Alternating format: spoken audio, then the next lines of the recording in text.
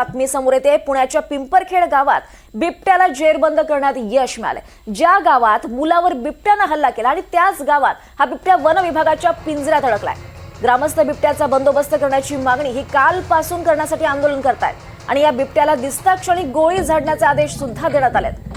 One विभागाने सुद्धा जागोजागी पिंजरे लावलेत। वन विभागाच्या या पिंजऱ्यामध्ये एक बिबट्या अडकलाय।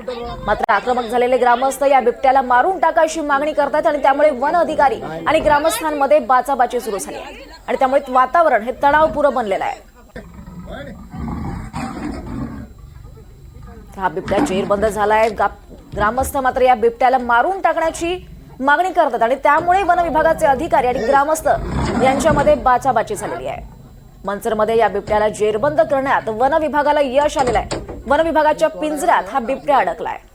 अधिक माहिती घेऊयात आमचे प्रतिनिधी अविनाश पवार यांच्याकडून। अविनाश, मोठी मोहीम म्हणावी लागेल, बिबट्याला जेरबंद करण्यात यश आलेलं आहे, मात्र बाचाबाची का झालेली आहे? दीपाली, आपण पाहतोय की गेल्या काही दिवसांपासून जिथं हा बिबट्या जेरबंद झालाय त्या ठिकाणी केवळ महिन्याभरात 3 हल्ले झाले आहेत।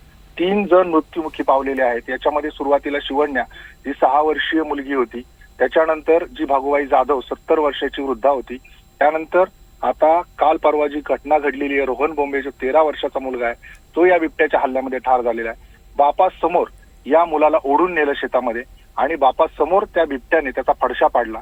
बिबट्याला मारत असताना बिबट्या त्यांच्या अंगावर येत होता। अशी जर परिस्थिती असेल तर निश्चितच ते ग्रामस्थ हे आक्रमक होणारच। मात्र ही जी परिस्थिती पाहता आता इथं बिबट्या जेरबंद करण्याचं एक मोठं आव्हान वन खात्यासमोर होतं। त्या पद्धतीने कालपासून इथे मोठ्या प्रमाणात पिंजरे लावले गेले होते।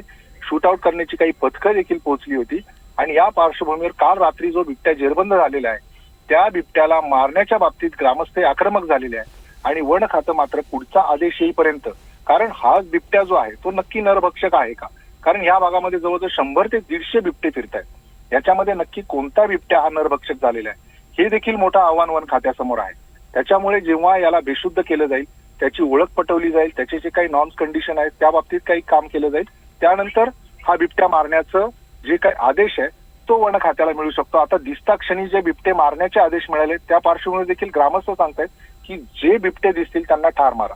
आता हे कसं शक्य आहे का हे देखील पाहणं गरजेचं आहे। तर दुसरीकडे वनमंत्री गणेश नाईक हे सातत्याने इथे घटनास्थळाकडे येण्याचं टाळतायत, यांची भेट टाळतायत आणि ग्रामस्थ मात्र त्याच्यावर ठाम आहेत। त्याच्यामुळे पुणे नाशिक महामार्गावर तिकडे आंदोलन सुरू आहे। या सगळ्या पार्श्वभूमीवर आता ग्रामस्थ यापूर्वी ज्या पद्धतीने एक वन खात्याचा बेस कॅम्प जाळलेला आहे, गाड्या जाळलेल्या आहेत, या पार्श्वभूमीवर हे वातावरण चिघळण्याची शक्यता आहे।